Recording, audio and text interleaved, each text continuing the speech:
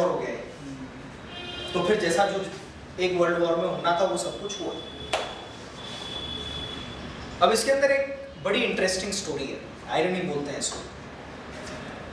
Germany और France के बीच में जब युद्ध चल रहा था, राइट, तो उस समय जो फ्रांस के कमांडर थे, हेनरी टेंडी नाम था उनका। ये हेनरी टेंडी से एक इंटरव्यू के अंदर पूछा, आपके जीवन की सबसे बड़ी भूल बताइए। इन्होंने बोला कि ये युद्ध चल रहा था, हम लोगों ने अपनी तरफ से पूरी जी जान लगाई इस युद्ध को जीतने के अंदर।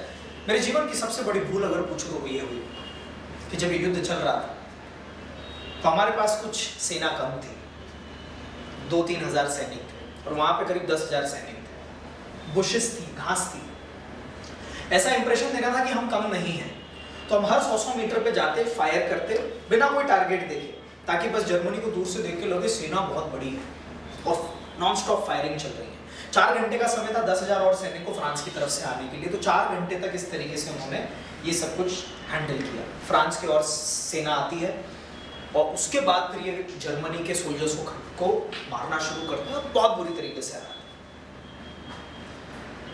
फाइनली वो बोलते हैं मेरे जीवन की सबसे बड़ी भूल। एक जर्मन सैनिक आखिरी बचा था, मैं उसके पास गया, मैंने अपनी गन निकाली, I was about to shoot, और वो मुझसे जान की भीख मांगने लगा और मैंने उसको छोड़ दिया। बोले after 20 years I got to know that वो जर्मन सैनिक जिसको मैंने छोड़ दिया था वो हिटलर था, जिसने वर्ल्ड वॉर।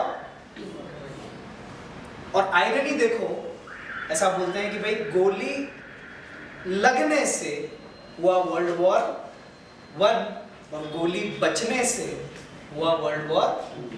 वहां पे गोली मारी सोफिया और फ्रांस कार्डिनाट को तो हो गया वर्ल्ड वॉर 1, और यहाँ नहीं मारी और छोड़ दिया तो हो गया वर्ल्ड वॉर। और फिर हिटलर ने क्या फिर उसके बाद में किया, और फिर वर्ल्ड वॉर 2 की पूरी स्टोरी है another story. But what we can learn from this story, Germany क्या कमी थी आज उसके पास। In life several times having skill set is not important, but the biggest mistake which we do is we open war on several fronts.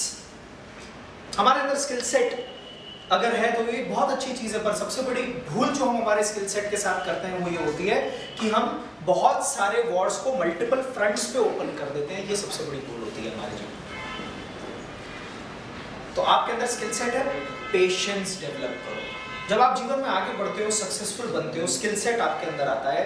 जीवन में जब आप आगे बढ़ने लगते हैं, सबसे बड़ी भूल जो एक व्यक्ति करता है वो पेशेंस नहीं रखता। उसको एक साथ फिर बहुत पाने की जो इच्छा होती है, राइट, वो उसका डाउनफॉल का रीजन बनती है। आज जर्मनी आराम से पहले बेल्जियम पे, फ्रांस पे, इतना लेने के बाद फिर रशिया पे, ऐसे करके धीरे धीरे अगर मूव करता तो प्रोबेबली वर्ल्ड वॉर 1 की सिचुएशन ही कुछ और होती है। और इतने पावरफुल कंट्री जर्मनी जो कि टेक्नोलॉजी और वेपन्स में इतना एडवांस है, इसको तो वैसे ही हराने जैसी कोई बात नहीं उठती। उतने सबके बाद भी उसको एक बड़ी डिफीट फेस करनी पड़ी जस्ट बिकॉज ऑफ ग्रीड, लालच और अहंकार। I am the supreme. ठीक है, आ जाओ बेल्जियम, तुम भी आ जाओ, फ्रांस भी आ जाओ, रशिया भी आ जाओ, और कौन आ रहा है, ब्रिटेन भी आ जाओ, अमेरिका भी आ जाओ, और हर उसके अंदर एफर्ट बस ये कि ब्रिटिश सी भी मिल जाए तो बेल्जियम भी कर लूं, तो फ्रांस के थ्रू अपना क्षेत्रफल भी बड़ा कर लूं, फ्रांस के रिसोर्सेज भी मिल जाए, बेल्जियम के जो वहां पे गैस रिसोर्सेज है उसको भी मैं कर लूं, ब्रिटिश सी के थ्रू ट्रेड भी कंट्रोल कर लूं। मतलब आप सोचिए, इतनी पावरफुल कंट्री का डाउनफॉल 2 से 3 साल के अंदर आया just because of the ultimate level of greed which this country was eight.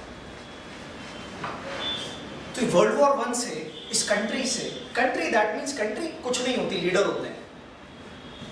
ये जर्मनी का डिसीजन था या जर्मन लीडर का डिसीजन था कि ये सब करना, German leader.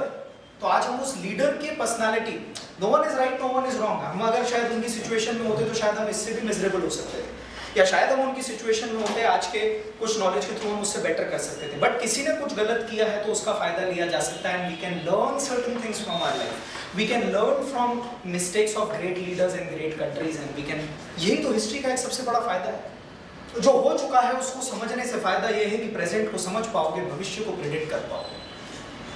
That is why understanding history is important. That is why काफी लंबे समय तक आपके एजुकेशन सिस्टम के अंदर जीए, जीके, कंप्यूटर और आर्ट्स एंड क्राफ्ट खत्म हो जाता है, मगर हिस्ट्री साथ नहीं छोड़ती।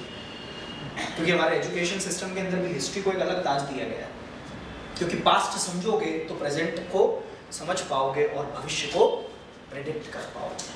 And that is why understanding history is important. तो from Germany we can learn a lesson that greed के साथ है arrogance.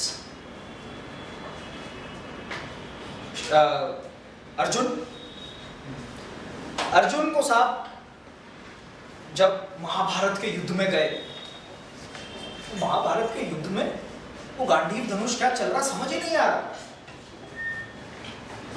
वो यही समझ, उनको लग रहा कि मैं हूं और मेरा स्किल सेट है और मेरा गांडीव धनुष है, जो ये जादू कुरुक्षेत्र की रणभूमि में हो रहा है कि जिस तरफ धनुष जा रहा है लाशें लाखों में लाशों के ढेर लग रहे हैं, ये ताकत अर्जुन के धनुष में, गांडीव धनुष जहां चल रहा जैसा चल रहा और कमाल का।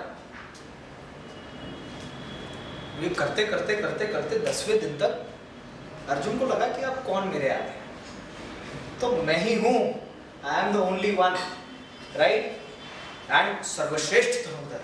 मतलब बीच में भी एक इंसिडेंट है, हम महाभारत पे सेशन करेंगे तब एक बार फिर से आप लोगों के साथ रिपीट करूंगा कि 10वें दिन की बात है। 10वें दिन श्री कृष्ण अर्जुन को बुलाकर बोलते हैं कि अर्जुन कल की तुम्हारी क्या रणनीति है। तो अर्जुन बोलते हैं कि महाराज कुछ नहीं, बस ये दुर्योधन के जो जंगल में कैंप है उनको डिफीट करने जाना है, यही है कल की रणनीति। तो उन्होंने बोला कि ठीक है। तो अर्जुन कल एक काम करो, नकुल और सहदेव जंगल में जाएंगे ये बेस कैंप को डिफीट करने, तुम कल एक बड़ा कार्य करने जा रहे हो। तो उन्होंने बोला क्या महाराज? तो उन्होंने बोला कल तुम भीष्म पितामह को मारने जाओगे। तो उन्होंने बोला कि श्री कृष्ण आपको पता है आप किससे बात कर रहे हैं? ये अर्जुन के शब्द हैं, आपको ये महाभारत में आपको पता है आप किससे बात कर रहे हैं? तो अर्जुन बोलते हैं पार्थ ने समझा नहीं। बोले आप बात कर रहे हैं विश्व के सर्वश्रेष्ठ धनुर्धर से। तो श्री कृष्ण बोलते हैं ठीक है, विश्व के सर्वश्रेष्ठ धनुर्धर कल आप भीष्म पितामह को मारने जा रहे हैं। तो उन्होंने बोला विश्व के सर्वश्रेष्ठ धनुर्धर जैसे व्यक्ति की कला का इस्तेमाल आप भीष्म पितामह जैसे व्यक्ति को मारने में कर रहे हैं प्रभु। तो और इससे पहले श्री कृष्ण उनके 5-10 दिन के इस जेस्चर को देख के समझ चुके थे कि अब घमंड आ गया।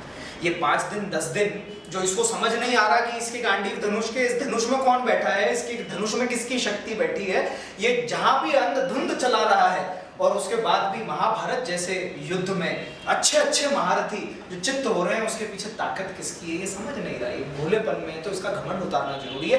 10वें दिन ये सोचा 8 दिन का युद्ध और बाकी है, भीष्म पितामह को मारना 11वें दिन तक कहीं भी उनकी रणनीति के अंदर नहीं था, पर किया। और ना केवल ये, अगले दिन जब उनका रथ तैयार हुआ, बड़े बेमन से अर्जुन अपने रथ पर बैठे, तो फिर पीछे से बोला शिखंडी भी तुम्हारे साथ जाएगी। अब शिखंडी ना नर ना, तो और उस समय अर्जुन को ये लगा कि भाई क्या मैं केपेबल नहीं हूँ? भीष्म पितामह भी तो पहले भीष्म पितामह को मारने भेज रहे हैं, जो मेरे सामने कुछ नहीं, ऐसा वो सोच रहे थे, और साथ में शिखंडी को भी भेज दिया।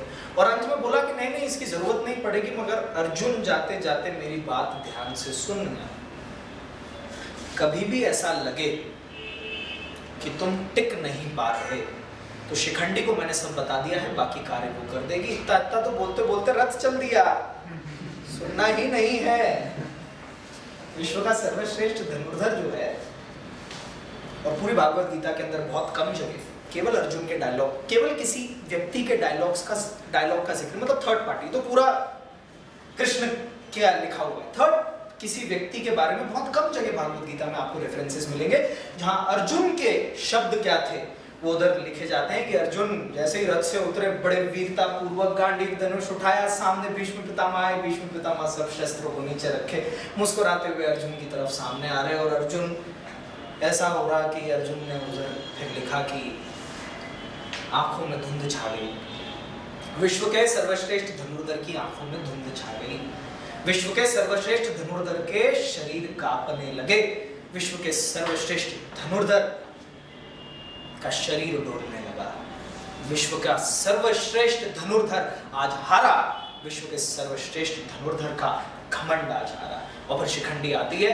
और चूंकि भीष्म पितामह ने ये प्रण लिया था, और प्रण के पक्के की किसी भी स्त्री के सामने शस्त्रों का इस्तेमाल नहीं करूंगा, शिखंडी को वो फीमेल मानते थे, और इस कारण से शिखंडी जैसे ही सामने आती हैं वो बच्चे कुचे भी अपने शस्त्र नीचे रखते हैं, इस तरीके से करते हैं, और उसके बाद फिर ओपन अपॉर्चुनिटी।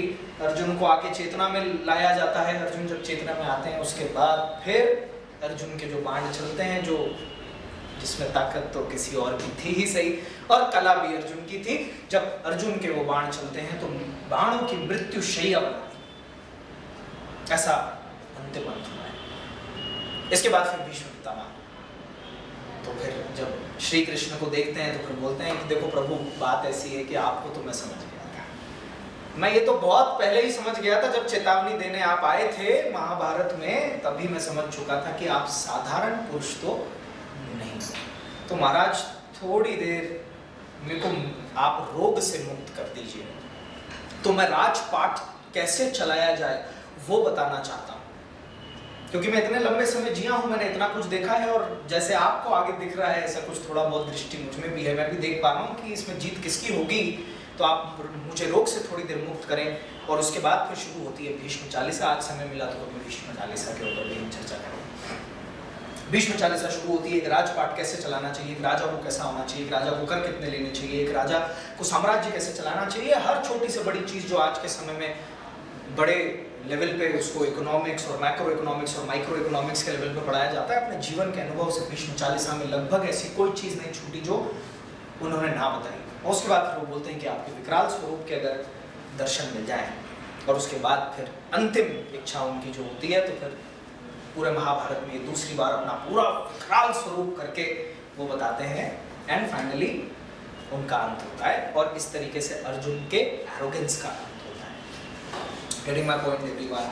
तो हमेशा आप लोग ट्राई करें कि आपकी सक्सेस, आपके स्किल सेट, आप जीवन में आगे बढ़ेंगे, उसके साथ साथ जो एक पैरामीटर हमेशा आपके साथ में चलेगा, दैट इज एरोगेंस।